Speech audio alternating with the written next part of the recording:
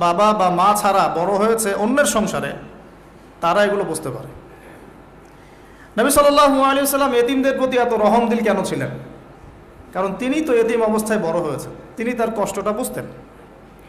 আর আমরা যদি এখানে যদি কেউ এতিম থাকেন, তিনি বুঝবেন এতিমের সাইকোলজি কেমন, তার চাহিদা কেমন, কষ্ট কেমন।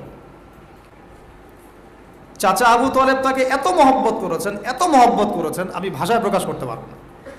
আর আমরা চাচা আবু তালেব সম্পর্কে অনেক সময় আলোচনা করি, কিন্তু তার চাচির কথা ভুলে যায়। তার চাচির নাম ছিল ফাতিমা। কি নাম ছিল? এই নামে তিনি তার মেয়ের নাম রেখেছেন।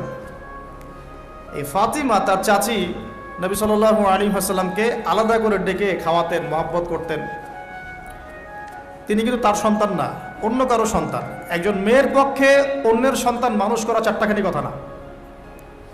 সতীনের সন্তানই সহ্য করতে পারে না, আর অন্য মানুষের সন্তান নিজের মতো করে মানুষ করা একটা মেয়ের পক্ষে এত সহজও না। তো এই কাজটা চাচি করেছেন। আমি একটা জায়গায় আসতে চাচ্ছি, এত কিছু করার পরেও, সমাজের মানুষের অত্যাচার, নির্যাতন সব থেকে ভাতিজাকে প্রোটেক্ট করার পরেও শেষমেশ তিনি কালিমা লা ইলাহা ইল্লাল্লাহ সাক্ষ্য দেন নাই। শেষ মুহূর্তে নবী সাল্লাল্লাহু আলাইহি ওয়াসাল্লাম বারবার বলছিলেন, হে চাচা, খালি কালিমা পড়েন, আমি আপনার জন্য আল্লাহর কাছে সুপারিশ করব। তিনি শেষ পর্যন্ত কালিমা পড়েন নাই। শেষমেশ তিনি বলেছেন যে না, আমি আব্দুল মুত্তালিবের ধর্মের উপরে থাকলাম, নাউযুবিল্লাহ। সারা জীবন সাপোর্ট দেওয়ার পরে কালিমা পড়ে মুসলিম না হওয়ার ফলশ্রুতিতে আল্লাহর নবীজি বলছেন, আল্লাহ পাক তাকে জাহান্নামের উঁচু স্থানে রাখবেন। আমরা যারা মুসলমান, মুসলিম পরিবারে জন্মগ্রহণ করেছি, আমরা বা আমাদের মধ্যে বেশিরভাগ মানুষ এখনও এই নিয়ামতের শুকরিয়া আদায় করতে পারি নাই যে আল্লাহ পাক আমাদেরকে মুসলমান পরিবারে জন্ম দিয়েছে, কালিমা পড়ার তৌফিক দিয়েছে। আমরা সহজে যা পেয়ে যাই তার মূল্য বুঝি না। আল্লাহ পাক যে আল্লাহ পাক কি আমাকে জিজ্ঞাসা করেছিলেন যে আবু আদনান, তোমাকে মুসলিম বানাবো না অমুসলিম বানাবো? আপনাকে কি আল্লাহ পাক জিজ্ঞাসা করেছেন, হে আব্দুল্লাহ, আব্দুর রহমান, তোমাকে মুসলিম বানাবো না অমুসলিম বানাবো, তুমি কি চাও? আল্লাহ পাক আমাদেরকে জিজ্ঞাসা করেন নাই। নিজ অনুগ্রহে আল্লাহ পাক আমাদেরকে মুসলিম পরিবারে জন্ম দিয়েছেন। তো সেই মুসলিম পরিবারের মানুষ এখন কালিমা লা ইলাহা ইল্লাল্লাহ এর সঠিক মর্মও জানে না, তাওহীদও জানে না, শিরকও চিনে না, ইমানের রোকনগুলোও বোঝে না, ইমানের মূলনীতিও বোঝে না, ইমান ভঙ্গের কারণও বোঝে না, কোনো কোনো ক্ষেত্রে ওযু গোসলের মাসলা মাসাইলও জানে না, নামাজ পড়ার ফরজ ওয়াজিব সুন্নাত মুস্তাহাব বোঝে না, নামাজ পড়েও না। মাশাআল্লাহ, জুমার দিনে নামাজ পড়তে আসে অনেকেই, ঈদের দিনে প্রথম দেখা যায়, আর জানাজার নামাজে প্রথম দেখা যায়। আর দেখা যায় যারা এরকম নামাজ কালাম পড়ে না, তাদের জানাজা আবার ৩-৪ বার হয়। নামাজগুলো মনে বাকি শোধ করে পড়ে, রোজা রাখে না, যাকাত তো মাশাআল্লাহ প্রায় উঠে গেছে বললেই চলে সমাজ থেকে। বাংলাদেশের ধনিক শ্রেণীরা যদি যাকাত দিত, 10টা পদ্মা সেতু বানানো যায়। বিশ্বাস করতেছেন না? ধনীরা যদি সত্যি সত্যি যাকাত দিত, যাকাতের টাকা পদ্মা সেতুতে দেওয়া যাবে কিনা সেটাও একটা মাসালা আর কি। আমি একটা এক্সাম্পল দিলাম আর কি। যাকাতের টাকা তো ওইটা করা যাবে কিনা, এটা তো একটা মাসালা, তাই না? যাকাতের খাত তো 8টা, ইন্নামা সাদাকাতু লিল ফুকারা ওয়াল মাসাকিন ওয়াল আমিলিনা আলাইহা ওয়াল মুআল্লাফাতি কুলুব ওয়া ফির রিকাব ওয়া ফি সাবিলিল্লাহ, এরকম কয়েকটা খাত আছে। আমি একটা এক্সাম্পল দিলাম, যদি বাংলার মানুষ ধনিক শ্রেণী ঠিকঠাক যাকাত দিত, বিশ্বাস করেন সমাজে আপনি দরিদ্র মানুষ খুঁজে পেতেন। যাকাত ভিত্তিক অর্থনীতি চালু আপনি করতে পারবেন না, রাষ্ট্রীয়ভাবে পারবেন না। উম্মার ক্রান্তি লগ্নেই ইমানদার আর মুনাফিক চেনা যায়। যখন উম্মার একটা সংকট চলে, তখন আপনি চিনতে পারবেন কারা ইমানদার, কারা মুনাফিক। ভালো অবস্থা আপনি বুঝতে পারবেন না, সব স্বাভাবিক আছে মনে করেন, এখন আপনি বুঝতে পারবেন না আসলেই কে ইমানদার, কে মুনাফিক। উম্মার উপর কোনো বাধা বিপত্তি আসলে তখন বুঝতে পারবেন যে আসলেই কে ইসলামের পক্ষে আছে, কে ইসলামের বিপক্ষে আছে, আর কে ভিতরে ঢুকে ঢুকে শয়তানি করতেছে। আমাদের আলোচনার টপিক এটা না, টপিকে আসতেছি। আমি একটা কথা বলতে চাচ্ছিলাম আল্লাহ পাক যে আমাদেরকে জিজ্ঞাসা না করেই মুসলিম পরিবারে জন্ম দিয়েছেন, এই নেয়ামতের শুকরিয়া আমরা আদায় করতে পারবো না। যদি সারা জীবন সেজদায় পড়ে থাকি এখন থেকে নিয়ে, আমরা শুধু তাওহীদের অনুসারী হয়েছি, এই কৃতজ্ঞতাই আমরা আদায় করতে পারবো না। আমরা দ্বীনের জন্য কিছুই করি নাই, আমাদের দ্বারা ইসলামের বড় বড় খেদমত হয়েছে এমন না। আবু তালেব একা যা করেছেন, আমার মতো 100 জন আবু তালেব তা করতে পারে নাই, পারবে না। এটাই সত্য কথা। আবু তালেব কোন অবস্থায় করেছেন? যখন চতুর্দিক থেকে আল্লাহর নবীকে সবাই ছিছি করছে, গালিগালাজ করছে, হত্যার পর্যন্ত চেষ্টা করছে। পুরো সমাজ একদিকে, আবু তালেব একাই একদিকে। তার কাছে প্রস্তাব দেওয়া হয়েছে, তোমার ভাতিজাকে আমাদের হাতে তুলে দাও, নাহলে আমরা ব্যবস্থা নিব। সে বলছে, আমি আমার ভাতিজাকে তোমাদের হাতে তুলে দিব না যতদিন না আমার দেহ মাটির তলে না যাচ্ছে। হ্যাঁ, তিনি নবীজিকে গিয়ে বলছেন, তা আমার বৃদ্ধ কাঁধের উপর এত বোঝা দিও না ভাতিজা, আমার বয়স হয়ে গেছে, ওরা তোমাকে বলছে তুমি দাওয়াতটা ছেড়ে দাও। তো নবীজি বলছেন, আমার ডান হাতে যদি চাঁদ এনে দেওয়া হয়, বাম হাতে সূর্য এনে দেওয়া হয়, চাচা আমি এই দাওয়াত ছাড়তে পারবো না। হয় আমি এই পথে দাওয়াত দিতে দিতে আমার এই দিন বিজয়ী হবে, না হলে আমি হালাক হয়ে যাব। তখন কি হলো? তখন তিনি বললেন যে ওরা তোমার দিকে আসতে পারবে না দলে দলে, যতক্ষণ না আমি আবু তালেব দাফন হচ্ছি মাটির তলে। কথা বুঝতে পারছেন? এখন মূল কথাটা হচ্ছে, আমরা যারা মুসলিম পরিবারে জন্মগ্রহণ করেছি, এরপরেও আমরা তাওহীদের জ্ঞান অর্জন করছি না, শিরক থেকে দূরে থাকছি না, নামাজ পড়ছি না 5 ওয়াক্ত ফরজ নামাজ, যাকাত দিচ্ছি না, সওম রাখছি না, প্রোটেস্ট্যান্ট মুসলিম হয়েছি, Protestant version of Islam follow করছি, ইসলামের দাওয়াতের কাজ করছি না, দিনের বিজয়ের কোনো ফিকির করছি না। সত্যি কথা বলতে আমাদের দুনিয়াতে থাকার চেয়ে না থাকাই ভালো। আমরা এখন গরু ছাগল। বিশ্বাস করেন আমার কথা, আল্লাহ পাক এই শব্দই বলেছেন সূরা আরাফের সম্ভবত 189 নম্বর আয়াত, 189। ওয়ালাকাদ বা'দা আউযু বিল্লাহি মিনাশ শাইতানির রাজিম ওয়ালাকাদ যারা'না লিজাহান্নামা কাসীরাম মিনাল জিন্নি ওয়াল ইনস। আল্লাহ পাক বলছেন, আমি প্রচুর জিন আর মানুষকে দিয়ে জাহান্নাম পূর্ণ করব। বলি নাউযুবিল্লাহ। লাহুম কুলুবুন, কেন পূর্ণ করব? তাদের কি অপরাধ ছিল? কি অপরাধে করব? লাহুম কুলুবুন, তাদেরকে কলব দিয়েছিলাম, লা ইয়াফকাহুনা বিহা, বোঝার চেষ্টা করে নাই। ওয়ালাহুম আযানুন, কান দিয়েছিলাম, লা ইয়াসমাউনা বিহা, শোনে নাই। ওয়ালাহুম আ'য়ুনুন, চোখ দিয়েছিলাম, লা ইউবসিরুনা বিহা, চোখ দিয়ে দেখে নাই। কলব দিয়ে উপলব্ধি করে নাই, কান দিয়ে বলেন শোনে নাই, চোখ দিয়ে দেখে নাই। উলাইকা কাল আনআম, এরা ছিল আনআমের মতো। আনআম কি? আনআম মানে গবাদি পশু, ক্যাটলস, গবাদি পশু। শুধু তাই না, বালহুম আদল, বরং এর চেয়েও নিকৃষ্ট ছিল। গবাদি পশুকে যে দায়িত্ব দেওয়া হয়েছে ও সেটা পালন করে। প্রত্যেক প্রাণীকে যে দায়িত্ব দেওয়া হয়েছে সেই দায়িত্ব তারা পালন করে, করে কি না?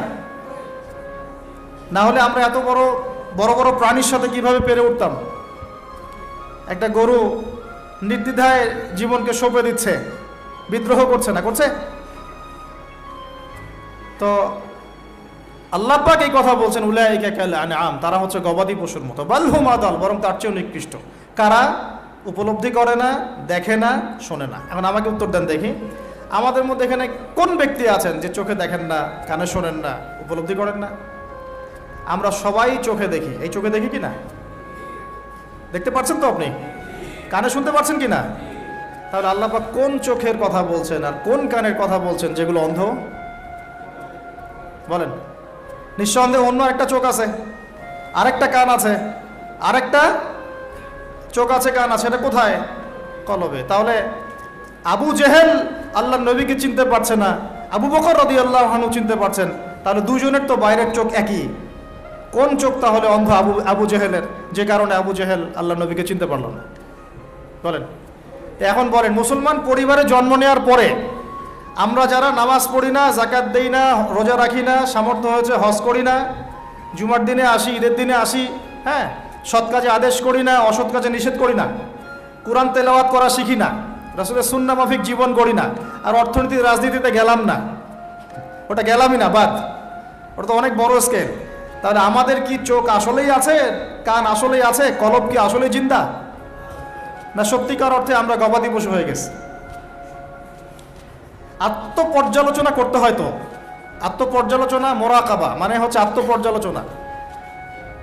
নিজেদেরকে নিয়ে ভাবতে হবে। তো এখন আপনি আমাকে উত্তর দেন, যেই মুসলমান নামাজ পড়ে না, রোজা রাখে না, দাওয়াতের কোনো মেহনত নাই, দিন প্রতিষ্ঠার সংগ্রাম নাই, কোরআনও তেলাওয়াত করতে জানে না, আল্লাহর পথে সদকা করে না, তাওহীদের জ্ঞান নাই, শিরকের জ্ঞান নাই, সুন্নতের জ্ঞান নাই, বেদাতের জ্ঞান নাই, ঈমান ভঙ্গের কারণ জানে না, ওযু করার মাসালাও জানে না, তো এই মুসলমান সারা বিশ্বে মার খাবে না তো কারা খাবে? আমাকে বলেন, উত্তর দেন। আমার জানা নাই, আমি এগুলো বুঝি না, বুঝতে আসছি। আমি অনেক কিছুই বুঝি না, যে আমার বুঝের সাথে অনেক কিছুই মিলে না। আমার বুঝ এইটা যে মার খাবো না তো খাবে কারা, এটা আমার বুঝ। এখনো যে আমরা বসে আছি এখানে খাই নাই, সেটাই তো আল্লাহ পাকের রহমত। অনেক আগেই তো আল্লাহর গজব আসা উচিত ছিল। নামাজ তো আগেই ছেড়ে দিছো তুমি, যাকাত দাও না, রোজা রাখো না, রাসূলের সুন্নাতের কোনো খবরই নাই, প্রতিদিন ক্লিন শেভ করতেছো তুমি, আল্লাহ রাসূলের সুন্নাতকে জবাই করতেছো, প্রতিদিন করতেছো, পর্ন দেখতেছো, বাইকে করে মেয়ে নিয়ে ঘুরতেছো, ইউনিভার্সিটিতে গোল হয়ে বসে আসো মেয়েদের সাথে, অ্যাভেলেবেল তো এগুলো হচ্ছে, অ্যাভেলেবেল। মেয়েরা জেনা করতেছে, বহু ছেলে পেলে। এখন বিয়ে তো কঠিন, এই জন্য এই পথটা বেছে নেয়, এই পথটা সহজ। 5 দিন 7 দিন একটা মেয়ে কিনে ঘুরলে দেখা যায় যে ওই বিছানায় চলে যাওয়া যায়। এখন তো এই যুগ চলতেছে। আগেকার সেই যুগ নাই তো, যে চিঠি দিয়ে প্রেম করে, লম্বা প্রেম হয়, পরে বিয়ে হয়। এখন সব দৈহিক সম্পর্ক, 1 মাস একজনের পিছনে, ওটা হয়ে গেছে পরের মাসে আরেকটার পিছনে। ইউনিভার্সিটিতে জেনা আর জেনা, জেনা আর জেনা। এমনকি চাকরি ক্ষেত্রেও ফ্রি মিক্সিং, অফিস আদালত, কোর্ট কাচারি, রাজনৈতিক মিছিলে পর্যন্ত ছেলে মেয়ে একসাথে সামনাসামনি, সব জায়গায়। এগুলো অধিকার। তো এই ফ্রি মিক্সিংয়ের কারণে কি হয়েছে, আমরা জেনাটাকে উন্মুক্ত করে ফেলেছি। এখন আপনি বলেন, যে আমাকে বুঝান, যে এইরকম অবস্থায় মুসলমানদের উপরে যদি বিপর্যয় না আসে, কোন সময় আসবে? আসে নাই, আল্লাহ পাকের খাস রহমত। হয়তো আল্লাহ পাক এখন পর্যন্ত সুযোগ দিয়ে রেখেছে। উপলব্ধি যে সবাই করে না এমনও না, বহু মানুষ উপলব্ধি করে, কিন্তু তাদের সংখ্যা নিতান্তই কম। আর তাদের মধ্যে আবার বিভক্তি আছে, অনৈক্য আছে, আপোষে হিংসা, বিদ্বেষ, পরশ্রীঘাতরতা আছে। তারা আবার ইউনাইটেড না। তো বদরগঞ্জবাসীর জানা উচিত যে বদরের যুদ্ধ হয়েছে 2য় হিজরিতে। কত হিজরি? 2য় হিজরিতে। আল্লাহ নবী সাল্লাল্লাহু আলাইহি ওয়াসাল্লাম এই চাচার সংসারে মানুষ হয়েছেন প্রায় 53 বছর পর্যন্ত। এই চাচাই তাকে বিয়ে দিয়েছেন 25 বছর বয়সে। তার আগে চাচার ব্যবসা তিনি সামলেছেন। ওই ব্যবসার এক কাফেলা খাদিজা রাদিয়াল্লাহু আনহার অর্থ ছিল। এই ব্যবসা দিয়ে তাকে টেস্ট করলেন, দেখলেন আমানতদার, সুদর্শন, মাশাআল্লাহ উন্নত চরিত্রের মানুষ, উন্নত রুচিবোধের মানুষ, আল আমিন, বিশ্বস্ত। বিয়ের প্রস্তাব পাঠালেন, চাচা বিয়ে দিয়ে দিলেন। তার সাথে খাদিজা রাদিয়াল্লাহু আনহার সাথে। তখন তার বয়স কত ছিল? 25। তার বয়স কত? 40। আর আমাকে এই সেকুলার সমাজকে আমরা বলতে চাই, আমি বলতে চাই, অ্যাটলিস্ট মনে করেন কথার কথা যে আমার স্ত্রীর বয়স 40, আমার বয়স 25। এখন আমরা একে অপরকে মহব্বত করি, ভালোবাসি, আমরা সংসার জীবনে হ্যাপি, সুখী, এবং আমাদের সন্তান সন্ততিও হচ্ছে। এমন না যে আমরা মেডিকেল সায়েন্সের ভাষায় এই দিকে আমরা অক্ষম। মহব্বত আছে, দুজনকে পেয়ে সুখী, একে অপরকে ভালোবাসি, সন্তান হচ্ছে। আপনার কোনো সমস্যা? আমার এই ম্যারিড লাইফে আমরা হ্যাপি, আপনার কোনো সমস্যা? আমার স্ত্রীর বয়স 40, আমার বয়স 25। মনে করেন আমার বয়স এখন 32-33 হবে আর কি, সূর্যের হিসেবে, কিন্তু বয়স কিন্তু ফিক্স হয় চন্দ্রের হিসাবে। আমরা সূর্য হিসাব করি। এখন ধরেন আমি একটা বিয়ে করলাম, ধরেন তো স্ত্রীর বয়স মনে করেন 16 বছর। কত? মনে করেন 16 বছর। 16 বছর একটা মেয়ের কি হায়েজ হয়? হায়েজ বোঝেন?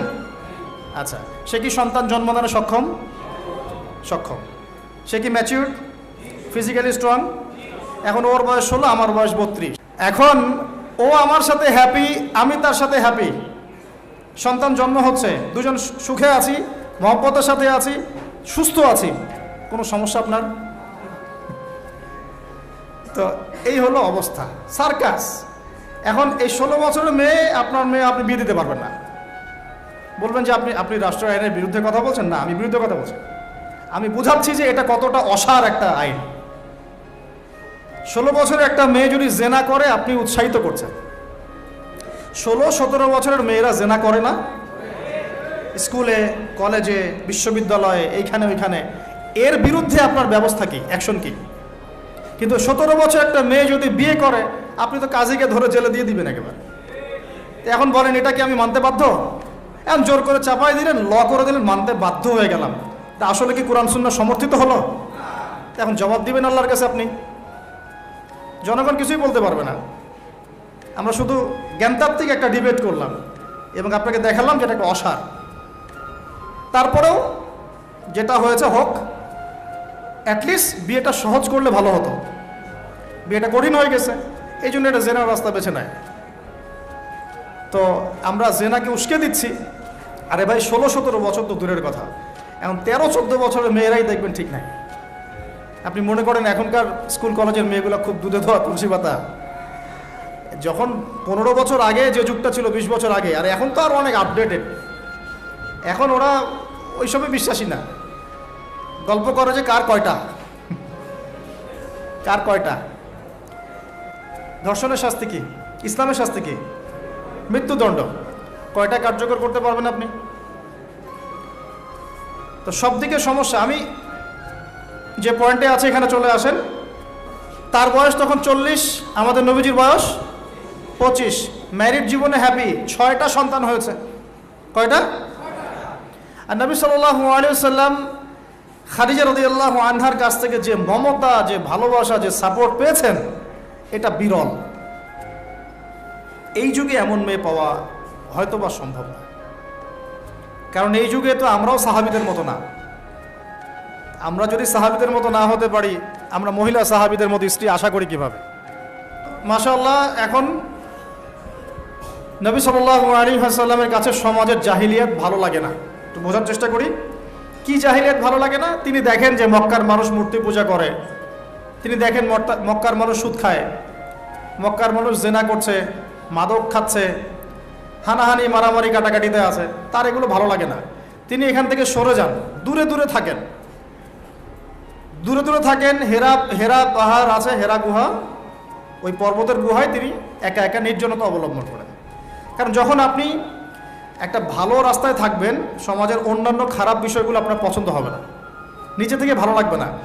এই যে আমি যতটুকু ইমানদার, পাশে কনসার্টের গান কানে আসলে আপনার খারাপ লাগে না? লাগে তো? আপনি বুঝতে পারেন না? চোখের মধ্যে খারাপ কিছু পড়ে গেলে আপনার খারাপ লাগে, মনে হয় যেখান থেকে চলে যেতে পারলেই বাঁচি। আপনি বাসে যাচ্ছেন, দেখলেন যে ড্রাইভার গান ছেড়ে দিল, দিদি তেরা দেবার দিওয়ানা, আর বাসে কেন জানি এইসব গানই বাজে। আমরাই নাকি ভাষার জন্য আবার যুদ্ধ করেছি, লজ্জা আমাদের।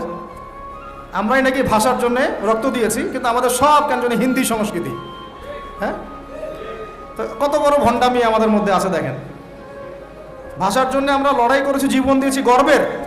এটা অবশ্যই আমাদের জন্য গর্বের, কিন্তু আমাদের ঘরে ঘরে এখন হিন্দি কেন? ঘরে ঘরে হিন্দি কেন? তাহলে আমরা কি এটা কি দিবস পালন করার বিষয়, না আদর্শ লালন করার বিষয়? কোর্ট কাচারি, অফিস আদালত, সব কিছুর ভাষা হচ্ছে ইংরেজি, ওখানে বাংলা চলে না কেন? আমরা কি ইংরেজির জন্য যুদ্ধ করেছি? এই উপমহাদেশ 200 বছর শাসন করেছে ব্রিটিশরা, ওরা চলে গেছে, 200 বছর পিটিয়েছিল খুব আমাদেরকে। তারপর আমাদের বাপদাদারা যুদ্ধ করে ওদেরকে এখান থেকে তাড়িয়ে দিয়েছে। কিন্তু ওরা চলে গেলেও ওদের কোনো সুন্নত নিয়ে যায় নাই, ওদের সব সুন্নত দিয়ে গেছে। কোর্ট কাচারির সুন্নত দিয়ে গেছে, অর্থনৈতিক ব্যাংকিং সুন্নত দিয়ে গেছে, রাজনৈতিক সুন্নত দিয়ে গেছে, এমনকি পোশাক আশাকের সুন্নতও দিয়ে গেছে, এমনকি বাথরুমের টয়লেট ওইটাও দিয়ে গেছে। সবখানে এখন হাই কমোড, ব্রিটিশ ইংলিশ। তো ওরা কি আসলেই চলে গেছে? আর আমরা কি আসলেই স্বাধীন? কে বলবে এগুলো আর কে ভাববে? আর মানুষ এগুলো কবেই পজিটিভলি নেওয়ার চেষ্টা করবে আল্লাহ ভালো জানেন। বাট আমরা বলে যাচ্ছি ইনশাল্লাহ একদিন না একদিন ইসলাম হবে ইনশাল্লাহ। আল্লাহ পাক যেন সহজ করেন এবং কবুল করেন। এখন কথা হচ্ছে যে তিনি দেখেন আরবের লোকজন সুদ খায়, মদ খায়, জেনা করে ইত্যাদিতে, তিনি একা একা থাকা শুরু করলেন। একা থাকতে থাকতে ওই সময় তিনি যেভাবে ইবাদত করতে পারতেন সেভাবে ইবাদত করেছেন। কারণ আগেও ইবাদতের কিছু সিস্টেম ছিল, কারণ আরবের মানুষরা দাবি করত তারা হচ্ছে মিল্লাতে ইব্রাহিমের উপর আছে, বিকৃত, কিন্তু ওরা মনে করতো আমরা ইব্রাহিমের ধর্মের উপরেই আছি। এখন 40 বছর বয়সে নবী সাল্লাল্লাহু আলাইহি ওয়াসাল্লামের কাছে প্রথম ওহীটা চলে আসলো। প্রথম ওহী কি ছিল ভাই? কোন সূরা? সূরা আলাকের কত নম্বর আয়াত? প্রথম আয়াতটা, প্রথম ওহীটা কি সংক্রান্ত ছিল? নামাজ পড়ো, রোজা রাখো, হজ করো, যাকাত দাও, মূর্তি পূজা করো না। কি বলেছেন আল্লাহ পাক? ইকরা বিসমি রাব্বিকাল্লাযী খালাক। হে নবী, কথাটা বুঝুন, হে নবী মুহাম্মদ সাল্লাল্লাহু আলাইহি ওয়াসাল্লাম, আপনি যেগুলো দেখে ব্যথিত, যে সমাজটার এই যে জাহেলিয়াত আপনি দূর করতে চান, যাদেরকে নিয়ে আপনি চিন্তাগ্রস্ত, আপনার কাছে ভালো লাগে না এই জাহিলিয়াতগুলো, এগুলোকে দূর করতে হলে আগে পড়াশোনা করতে হবে, জ্ঞান লাগবে। আগে কি লাগবে? ওই জায়গায় মুসলমানরা পিছিয়ে পড়ার কারণে আজকে এই অবস্থা হয়েছে। দুজনের বুঝে আসছে, দুজন ঠিক বলছে। ওই ইকরা বিসমি রাব্বিকাল্লাযী খালাক, এই পড়াশোনা থেকে আমরা পিছিয়ে পড়েছি বলেই আমাদের আজকে এই অবস্থা হচ্ছে। বলছেন, এখন বলবেন যে আমরা তো পড়াশোনা করছি, সাক্ষরতার হার তো আমাদের 67, 77 এরকম আর কি। তো সত্যিই কি পড়ছি? ইকরা বিসমি রাব্বিকাল্লাযী খালাক অর্থ হচ্ছে পড়ুন আপনার রবের নামে, যিনি আপনাকে, যেই জ্ঞান আপনাকে আপনার স্রষ্টার দিকে নিয়ে যাবে সেটাই তো জ্ঞান। আর এখনকার আমাদের জ্ঞানগুলো কি সত্যি আমাদেরকে আল্লাহর দিকে নিয়ে যাচ্ছে নাকি আল্লাহ থেকে দূরে সরাচ্ছে? তাহলে বোঝেন।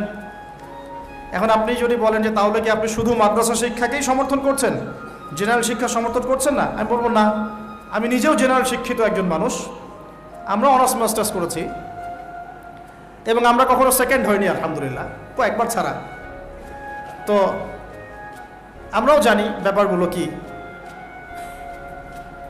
আমরা জেনারেল শিক্ষার উপকারী শিক্ষাগুলোকে সমর্থন করি, কিন্তু কোরআন এবং সুন্নাহ ইসলামের মূল শিক্ষাটাকে বাদ দিয়ে এই জেনারেল শিক্ষা আমার কোনো উপকার করবে না।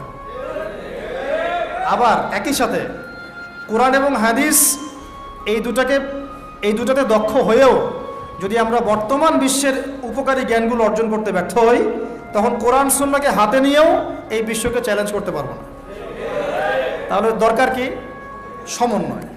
এই সমন্বয় হওয়া উচিত ছিল আজকে থেকে 50 বছর আগেই। এখন আমাদেরকে এগুলো নিয়ে কথা বলতে হচ্ছে, এটাই দুঃখজনক। যেখানে শিক্ষা প্রতিষ্ঠান আছে, রাষ্ট্রীয় নিয়ন্ত্রণাধীন প্রতিষ্ঠানে হয়তো আপনি ইন্টারফেয়ার করতে পারবেন না, কিন্তু ব্যক্তিগত উদ্যোগে যত শিক্ষা প্রতিষ্ঠান আছে এগুলোতে ইসলামিক শিক্ষা এবং জেনারেল শিক্ষা দুটাকে সমন্বয় করার চেষ্টা করেন। আল্লাহ পাক তৌফিক দান করুন। দেখবেন আগামী 10 বছরের মধ্যে একটা আলোকিত প্রজন্ম গড়ে উঠবে ইনশাআল্লাহ। আমার ছেলে বাংলা, ইংরেজি, অঙ্ক সব শিখবে, এদিকে হাফেজে কোরআন হবে, আরবি ভাষা শিখবে, আরবি ব্যাকরণ শিখবে, হাদিসের ইবারত পড়ার যোগ্যতা অর্জন করবে, মোতাআলা করবে। মাশাআল্লাহ, একদিন দেখা যাবে সে কোরআন সুন্নাহর জ্ঞানেও দক্ষ হয়েছে, এদিকে সে ডক্টর হয়েছে, মাশাআল্লাহ, সে ইঞ্জিনিয়ার হয়েছে, পাইলট হয়েছে, সেনাবাহিনীর মেজর কর্নেল হয়েছে। সম্ভব না?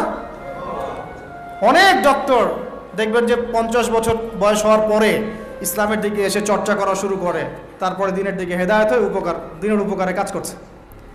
অনেক ইঞ্জিনিয়ার সাহেব এই কাজ করছেন, অনেক আর্মি অফিসার, র্যাবের, পুলিশের, বিজিবি, তারা দেখবেন যখন রিটায়ার্ড করে বা যখন সিনিয়র হয় তখন গিয়ে চর্চা করা শুরু করে, এবং তখন তারা আবার দিনের জন্য অনেক কিছু করতেও চায়, করেও, অনেকে করে না। তারা কি অমুসলিম নাকি? তারা তো আমাদেরই ভাই, আমাদের ভাই না? শোনেন, যদি বাংলাদেশ রাষ্ট্রীয়ভাবে কখনো জিহাদে যায় কুফফারদের বিরুদ্ধে, তাহলে আমরা যাব না তারা যাবে? যাবে তো তারাই। জি, আপনি যাবেন না, যাবে তো তারাই। আপনার আমার কি প্রশিক্ষণ আছে? তখন কিন্তু ওই 2000-এর মধ্যে আপনি থাকবেন না, থাকবে ওই আর্মি অফিসারই, ওই বিজিবি, ওই র্যাব, ওই পুলিশ, ওই ভাইরাই থাকবে। তারা আমাদের ভাই না? তাদেরকে মেসেজটা পৌঁছাতে হবে যে আপনারা পরিপূর্ণ ইসলামের সামনে আত্মসমর্পণ করেন। ইনশাআল্লাহ আল্লাহ পাক দুনিয়াতেও সুখী করবেন, পরকালেও সুখী করবেন। আমরা দোয়া করব, দোয়া। আপনারা কখনো একটা রাষ্ট্রের মধ্যে জাতিগত বিভাজনে যাবেন না। জাতিগত বিভাজনটা খুব খারাপ, এতে করে রাষ্ট্রের অভ্যন্তরীণ যে স্থিতিশীলতা নষ্ট হয়ে যায়। আমরা আলহামদুলিল্লাহ ইসলামকে তো ভালোবাসি, মহব্বত করি, পারি না পারি আমাদের মন তো ব্যথিত হয়, হয় না? এটা আল্লাহ পাক দেখছেন ইনশাআল্লাহ। আল্লাহ পাক ওই অনুযায়ী আমাদেরকে প্রতিদান দিবেন ইনশাআল্লাহ। তবে চেষ্টা আরও বাড়াতে হবে। এই চেষ্টা বাড়ানোর কথা বলতে এখানে আসছি। আল্লাহ নবীর মন খারাপ, তখন ওহী এসেছে। ওহী প্রাপ্ত হওয়ার পরে নবী সাল্লাল্লাহু আলাইহি ওয়াসাল্লাম একটু ভীত, একটু সন্তুষ্ট। ওয়াকাদ খাশিতু আলা নাফসি। বাংলাদেশে যত সিরাতের বই আছে না, তার 80% সিরাতের বই আপনি পাবেন যে ওই সময় নবী সাল্লাল্লাহু আলাইহি ওয়াসাল্লাম এতটা ভীত সন্তুষ্ট হয়ে গিয়েছিলেন, কয়েকবার তিনি চিন্তা করেছেন যে আমি পাহাড়ের উপর উঠে নিজেকে শেষ করে ফেলবো। এটা নিয়ে তো বিশাল ইস্যু সৃষ্টি করে ফেলছে বাংলাদেশে। হ্যাঁ, আর রাহিকুল মাকতুম বলেন, আর যে কোনো বড় বড় সিরাতের গ্রন্থ বলেন, এটা যদি লিখা না থাকছে আমি বক্তব্য দেওয়া ছেড়ে দেব। বাসায় গিয়ে দেখেন, চেক করেন, রাইটারও লিখেছেন। এটা আমাদের কথা না। কয়েকবার তিনি পাহাড়ের উপর উঠে চিন্তা করেছেন যে আমি যা দেখলাম, ফেরেশতা এসেছে আমাকে জড়িয়ে ধরেছে, আমাকে বলছে পড়ুন, আসলে ব্যাপারটা কি, আমি কি মানে সঠিক আছি না ভুল হচ্ছে। মানসিক একটা পেরেশানির মধ্যে তিনি ছিলেন। তখন কয়েকবার নিজেকে শেষ করে ফেলার চেষ্টাও করেছেন। যখনই তিনি উঠেছেন তখনই জিবরাইল আলাইহিস সালাম সামনে এসেছেন। ইয়া মুহাম্মদ, আপনি পাগল নন, আনতা রাসূলুল্লাহ ওয়া আনা জিবরিল। হে মুহাম্মদ, আপনি পাগল নন, আপনি হচ্ছেন আল্লাহর মনোনীত রাসূল, আর আমি জিবরাইল। আপনি বিচলিত হবেন না। আরও একদিন আবার জিবরাইল আলাইহিস সালাম হাজির। এভাবে হতে হতে তিনি আশ্বস্ত হলেন যে হ্যাঁ, আসলে যা হচ্ছে সব সঠিক। এটা কি একটা বড় ঘটনা না? এরপরে তিনি বাসায় আছেন, বেশ কয়েকদিন ওহী আসা বন্ধ আছে। আল্লাহ পাক প্রস্তুত করছেন তাকে, কারণ ব্যাক টু ব্যাক ওহী আসতে থাকলে এটা একটা ওয়েট আছে, নেয়ার মতো ক্ষমতাকে তৈরি হতে হয়তো। দ্বিতীয় ওহীটা আসছে, এটা আমি একটু আলোচনায় টাচ করে সামনে যাব। তিনি কম্বল দিয়ে ঘুমিয়ে আছেন, আল্লাহ পাক ওহী পাঠালেন। যখন ওহী পাঠাচ্ছেন, খাদিজা রাদিয়াল্লাহু আনহা দেখছেন যে নবী সাল্লাল্লাহু আলাইহি ওয়াসাল্লাম একটু অস্বাভাবিক আচরণ করছেন। তিনি বলছেন আপনি শুয়ে পড়েন, রেস্ট নেন। নবীজি বলছেন আমার এখন রেস্ট নেওয়ার সময় নাই। আল্লাহ পাক আমাকে বলেছেন ইয়া আইয়ুহাল মুদ্দাসসির, হে কম্বল আবৃত রাসূল, কুম, উঠে দাঁড়ান, ফাংজির, মানুষকে সতর্ক করেন। তো কুম ফাংজির অর্থ মানে এই না যে বিছান থেকে উঠে মাটিতে দাঁড়ান। মানে হচ্ছে আপনার কাছে যা আসছে এটা সত্য, এটা দ্বীনে হক, আল্লাহর পক্ষ থেকে আসছে। অতএব আপনি এই সত্যের বাণী নিয়ে সমাজের মধ্যে দাওয়াতি কাজে নেমে পড়েন। ফাংজির, মানুষকে সতর্ক করেন। ও রব্বাকা ফাকাব্বির, আপনার রবের তাকবীর পাঠ করেন। ওয়া সিয়াবাকা ফাতাহহির, আপনার কাপড় পরিচ্ছন্ন রাখেন। কাপড় মানে শুধু বাইরের পোশাক না, ভিতরের হৃদয়ের পোশাকটাও। ওয়া রুজজা ফাহজুর, যত অনর্থক বিষয় আছে ছেড়ে দেন। ওয়ালা তামনু তাস্তাকসির ওয়ালি রব্বিকা ফাসবির, কিছু পাওয়ার আশায় আপনি কাউকে সদকা করেন না, কারো কাছে কিছু পাওয়ার আশায় আপনি সাদাকা করেন না, বরং আপনার রবের জন্য আপনি সবর করেন। কত গভীর কথা! এটা নিয়ে কিন্তু আলোচনা খুব বেশি হয় না। আমরা আলোচনা করি প্রথম ওহীটা কি ছিল, এটা দ্বিতীয় ওহী ছিল।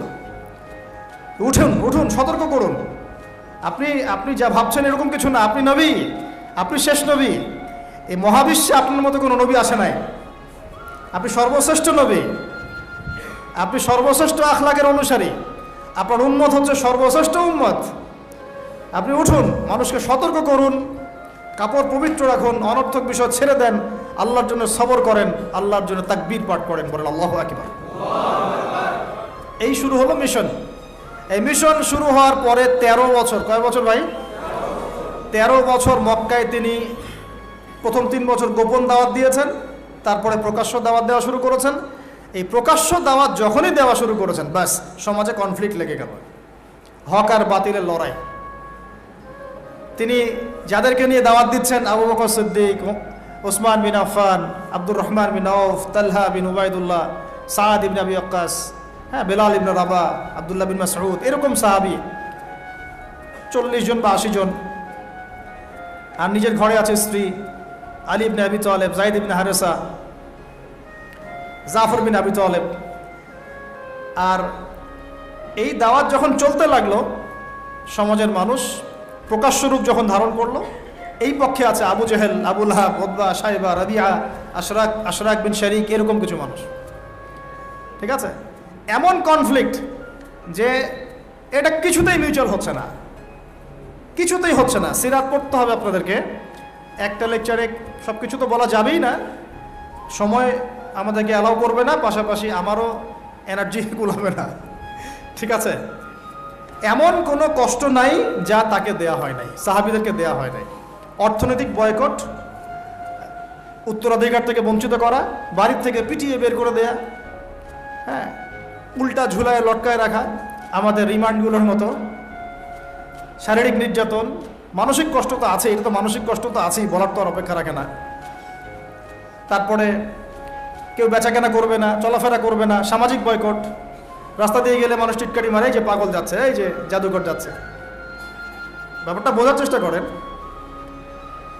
মানে এমন কোনো নির্যাতন নাই যা করা হয় নাই। আমি ক্ষুদ্রজ্ঞানে দেখেছি প্রায় 14 বা 15 বার আল্লাহ নবী সাল্লাল্লাহু আলাইহি ওয়াসাল্লামকে হত্যা করার চেষ্টা করা হয়েছে, প্রায় 14-15 বার তাকে হত্যা করার চেষ্টা করা হয়েছে। আর তাকে সারা জীবনে প্রায় এরকম 15-16টা গালি খেতে হয়েছে সারা জীবনে। কাকে খেতে হয়েছে? যে মানুষের আগেও কোনো গুনাহ নাই, পরেও কোনো গুনাহ নাই, যিনি সব কষ্ট করছেন শুধু উম্মতের জন্যে, কারণ তিনি তো মাকামে মাহমুদে যাবেন, জান্নাতুল ফিরদাউসুল আলায় যাবেন। তার কি নিজের জন্য এই কাজগুলো করা?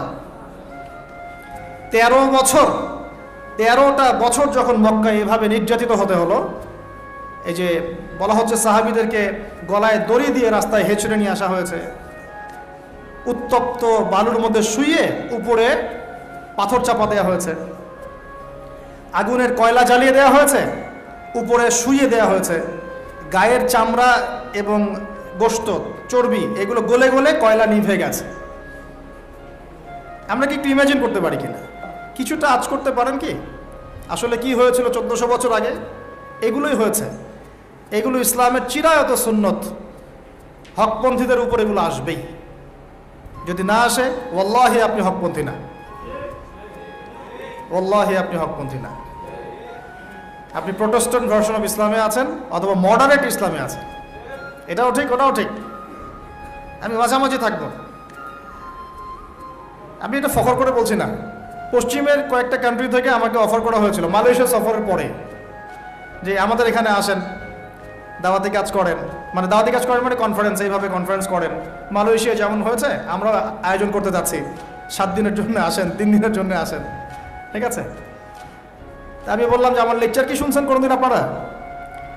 তো বলে না, বিভিন্ন ক্লিপ দেখেছি, পুরো লেকচার তো শোনা হয় নাই। তো বললাম যে আগে ইউটিউব চ্যানেল থেকে সব লেকচারগুলো শুনেন, তারপর যদি মনে হয় যে ওখানে গেলে আমি সেফ, তাহলে নিয়ে যান। এখন পর্যন্ত আর রেসপন্স করেন নাই। তো মডারেট ইসলামের সুযোগ নাই ইসলামে। ইসলামী ওই পশ্চিমা আদলে আমরা মডারেট হয়ে যাব, ওদের আদর্শ চলবে, আমাদেরটাও চলবে, তালগোল পাকায় একটা ভিশন 2030 বানাবো, এইসব ইসলাম চলবে না। বুঝতে পারছেন না কথা?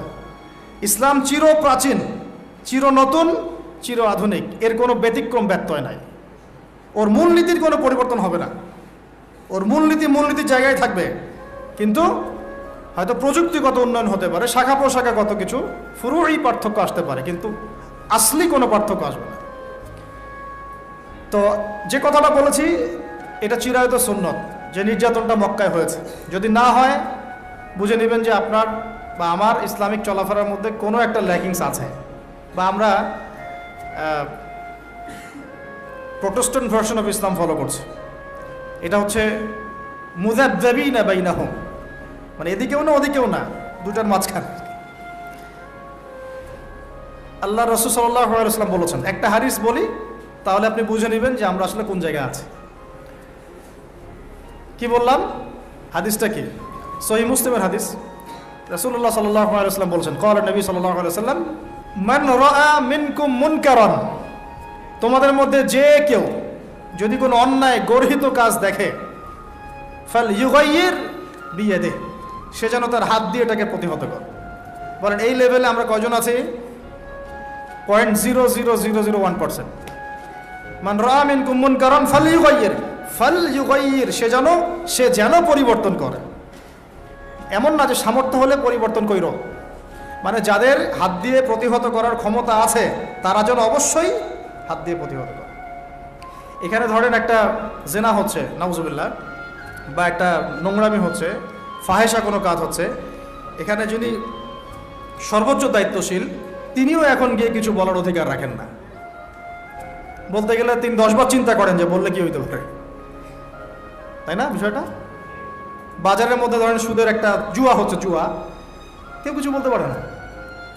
মসজিদ এখানে ধরেন পাশের বাসায় বিয়ের অনুষ্ঠান হচ্ছে, আর বিয়ে মানেই তো জেনা দিয়ে শুরু হলো, ধুমধারাক্কা গান বাজতেছে, আর ঢাকা শহরে বিশ্বাস করেন না এই অত্যাচারে থাকা যায় না। মানে একটা ফ্ল্যাট ধরেন 14 তলা বা 10 তলা, তো এই 10 তলার মধ্যে 5 তলার সদস্যের বিয়ে, ও ছাদটা হায়ার করে নিয়ে এমন জোরে ধুমধারাক্কা মিউজিক শুরু করবে যে পুরো এলাকার প্রত্যেকটা ঘরে ঘরে যেন সাউন্ড আছে, মানে ওর উপর যেন ওয়াজিব করা হয়েছে সবার কানে গান বাজনা পৌঁছাইতে। কিন্তু কিছু করার নাই, আপনি বলতে যান উল্টা আপনার উপর চড়াও হবে। হুজুর আসছে বেশি বেশি পণ্ডিত, আমরা আর মুসলমান না, আমরা আর ইসলাম ফলো করি না, বলতে আসছে। আপনি বাসায় যান, নিজের ঘর ঠিক করেন, বলবেন। তো হাদিসের এই শব্দের বাক্যের আওতায় আমরা আছি কিনা একটু ভাবেন। ওয়ামান লাম ইয়াস্তাতি, যদি এভাবে কেউ প্রতিহত করতে না পারে, দ্বিতীয় সেন্টেন্স হাদিসের, ফালইউগাইয়ির বিলিসানিহি, সে যেন তার জবান দিয়ে প্রতিহত করে। আজকে জবান দিয়েও কি মানুষ প্রতিহত করছে? এরপরেও কিছু মানুষ মাজলুম ভাইদের বিপক্ষে অবস্থান নিয়ে ফতোয়াবাজি শুরু করেছে বাংলাদেশে। আমি বলেছি আপনারা মুনাফিক তখনই চিনতে পারবেন যখন উম্মাহ একটা সংকটময় অবস্থায় থাকবে, তার আগে চিনতে পারবেন। এরাই কয়দিন আগে আমাদেরকে খারেজি বলতো, সুবহানাল্লাহ। এখন এই মুনাফিকি মানহাজটাকে বলা হচ্ছে সহি মানহাজ, আর যারা মুজাহিদ, যারা হকের পক্ষে, তাদেরকে বলা হচ্ছে এরা খারেজি, এদের আকীদা ঠিক নাই, এরা সন্ত্রাসী, এরা অমুক, এরা তমুক। আল্লাহ পাকের কাছে এদেরকে কঠিন জবাব দিতে হবে ইনশাআল্লাহ। এটা আপনারা মনে রাখেন, কিয়ামতের মাঠে দেখে নিয়েন, কিয়ামতের মাঠে দেখে নিয়েন। জাহান্নাম উদ্বোধন হবে এক শ্রেণীর আলেম দিয়ে, জাহান্নাম কিন্তু উদ্বোধন হবে। এই হাদিসটা জানেন না আপনারা ওলামায়ে কেরাম? আপনারা তো আমার চেয়ে অনেক ভালো জানেন। প্রথমে একজন শহীদ, কি করছো? জীবন দিয়ে দিছি, শহীদ হয়ে গেছি। ভুল, কাযিব, মিথ্যা কথা বলছো। এই জন্য শহীদ হয়েছিলে যাতে মানুষ তোমাকে বড় বীর বলে, আমার জন্য তুমি জীবন দাও নাই, যাও জাহান্নামে যাও। আরেকজন, কি করেছো? অনেক দান করেছি, মানুষ দানবীর বলে। আল্লাহ বলছেন যে মিথ্যা বলছো, মানুষ যেন দানবীর বলে এই জন্য দান করেছে। দান করার সময় সতর্ক থাকেন, লোক দেখায় দান করেন না, আগে তো দানটা বেশি করেন আপনারা। তা আমরা এই সুযোগটা নিব, অবশ্য আমরা বেশি বেশি দান নিব এখন তাদের কাছ থেকে, ঠিক আছে? তাদেরকে ইনভাইট করবো আর দান বেশি করে দিব। ভুলেও না, এই কাজ ভুলেও করবেন না। রিক্সাওয়ালা ভাইয়ের কাছ থেকে সৎকা নেবেন 10 টাকা, মুচি ভাই, তরকারিওয়ালা, ভ্যান চালক, এদের কাছ থেকে হালাল টাকা থেকে টাকা নেবেন। ওই বেড়ার মসজিদ থেকে দিন প্রচার হবে, আর হারাম টাকার এসি মসজিদ থেকে দিনের কোনো প্রচার হবে না। বাংলাদেশে এসি মসজিদের অভাব নাকি? আমার কথা রাগ করতেছেন নাকি? বাংলাদেশে এমন অনেক মসজিদ আছে কোটি কোটি টাকার প্রজেক্ট, ঠিক শেষ জামানার হাদিসের মতো। নবীজি বলেছেন শেষ জামানায় কিছু মসজিদ হবে চাকচিক্যময়, একদম গর্জিয়াস, হেদায়েত উঠে যাবে। পরের লাইন হচ্ছে হেদায়েত উঠে যাবে, ওঠে নাই? নামাজ শেষ, মসজিদ বন্ধ। মসজিদে খাদেমদের মাঝে মাঝে অস্থিরতা দেখলে মনে হয় যে বাসায় গিয়ে সুন্নতটা পড়ি, এখানে পড়ার দরকার নেই, বিরক্ত হচ্ছে মনে হয়। নামাজ শেষ হওয়ার পর তাড়াতাড়ি এসি বন্ধ করতেছে, লাইট অফ করতেছে, ফ্যান অফ করতেছে। ভাই তাড়াতাড়ি যান, বিল উঠতেছে। আল্লাহ আমাদেরকে বোঝার তৌফিক দান করুন। তো উম্মার ক্রান্তি লগ্নেই আপনি এগুলো চিনতে পারবেন, তাছাড়া পারবেন না। আল্লাহ নবী বলছেন, যদি তোমরা হাত দিয়ে প্রতিহত করতে না পারো, যেটা সামর্থ্য আপনার নাই, মুখ দিয়ে যেন প্রতিবাদ করে। এখন এই জায়গায় আমাদের ইমান দিকে আসে না নাই? এইসব ইস্যুতে যাদের লিখার ক্ষমতা আছে তাদের উপর লিখা ওয়াজিব, যাদের বলার ক্ষমতা আছে তাদের উপর বলা ওয়াজিব, যাদের আরও বড় কোনো সহায়তা পাঠানোর সুযোগ আছে না এটা পাঠানো তাদের জন্য ওয়াজিব, যাদের রাষ্ট্রীয়ভাবে কিছু করার ক্ষমতা আছে ওইটা করা তার উপর ওয়াজিব, আর যার এসব কোনো কিছুই করার ক্ষমতা নাই তার উপর দোয়া করা ওয়াজিব। আমাদের কি দোয়া করার ক্ষমতা নাই? আল্লাহ পাক শুনবেন না আমাদের দোয়া? এখন আসেন, ফাইল্লাম ইয়াস্তাতি, যদি তোমরা এতেও সক্ষম না হও, আরে বাবা মুখে কথা বলারও সুযোগ নাই, মুখে বললেও সমস্যা, অবস্থা খারাপ, গর্দান থাকবে না। আবু হুরায়রা রাদিয়াল্লাহু আনহু বলেছিলেন একটা কথা, যে আমি এমন অনেক এলেম জানি যেগুলো যদি আমি এখন বলা শুরু করি আমার গর্দান থাকবে না। সে একই কথা আমাদেরকেও মাঝে মাঝে ইশারা ইঙ্গিতে বলতে হয়, যতটুকু বলছি এতে বুঝে নেন, এর চেয়ে বেশি বলতে গেলে আমাদের গর্দান নাও থাকতে পারে। যারাই তাদের এগেনস্টে দাঁড়িয়েছে কথা দিয়ে কলম দিয়ে বিভিন্নভাবে, এরা তাদেরকে গুপ্ত হত্যা করেছে। ওটা শেষ করবো আমি ওইদিকে এসে।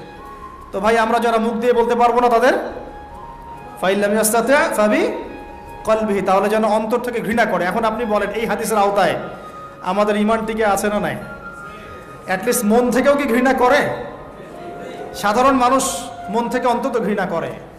আর যদি ওয়াযালিকা আদআফু মিনাল ঈমান, মানে এটা হচ্ছে ঈমানের সবচেয়ে নিচু লেভেল, তার মানে যার মন থেকেও ঘৃণা আসছে না, ঈমানের সাথে কোনো সম্পর্ক নাই, ব্যাস সোজা কথা। তো এখন আমাকে বলেন, যারা চোখের সামনে এই জুলুম, নির্যাতন, অন্যায় বছরের পর বছর দেখে আসতেছে, তার উপরে মাজলুমদের পক্ষ না নিয়ে জালেমদের পক্ষে ফতোয়াবাজি করতেছে, ঈমানের কোন লেভেলে তারা আছে? তাদের কাছে আমাদেরকে দিন শিখতে হবে, ওখানে আকীদার দার্স দিতে হবে, ওখানে আমাদেরকে সহি শিখতে হবে, সহিটা শিখতে হবে। আর সমস্ত ওলামায়ে কেরাম মরে গেছে সারা ওয়ার্ল্ড থেকে। আল্লাহর ওয়াস্তে নিজের আকীদা, নিজের আমল নামার ফিকির করেন। কেউ কাউকে বাঁচাবে না কালকে আমাদের মাঠে। যদি এই দুনিয়াতে আমরা হকপন্থী না হতে পারি, শ্বাস চলে গেলে আর হকপন্থী হতে পারবো। আপনারা ওলামায়ে কেরামদেরকে জিজ্ঞাসা করেন, বড় বড় ওলামায়ে কেরামদেরকে, আহলুল ফেসবুক ওয়াল জামায়াত কেনা, আহলুল নেফাক ওয়াল জামায়াত কেনা, ঠিক আছে, আহলুল রিয়াল ওয়াল জামায়াত এদের কেনা, আহলুল মাল ওয়াল জামায়াত এগুলো না। হকপন্থী ওলামায়ে কেরাম যারা, তাদেরকে জিজ্ঞাসা করবেন, যদি কোনো মুসলমান মেয়েকে তুলে নিয়ে যাওয়া হয়, ফিকহের যে কোনো কিতাব থেকে ফতোয়া নেবেন, যদি কোনো মুসলমান মেয়েকে কেউ অন্যায়ভাবে তুলে নিয়ে যায় মুসলিম রাষ্ট্র থেকে এবং তার শ্লীলতাহানি করে, তাকে রেপ করে, ধর্ষণ করে, তাহলে তার উপর আমাদের হুকুম কি, আমাদের করণীয় কি? ওলামায়ে কেরামকে জিজ্ঞাসা করে ফতোয়া নিয়েন, কি ফতোয়া দেয়।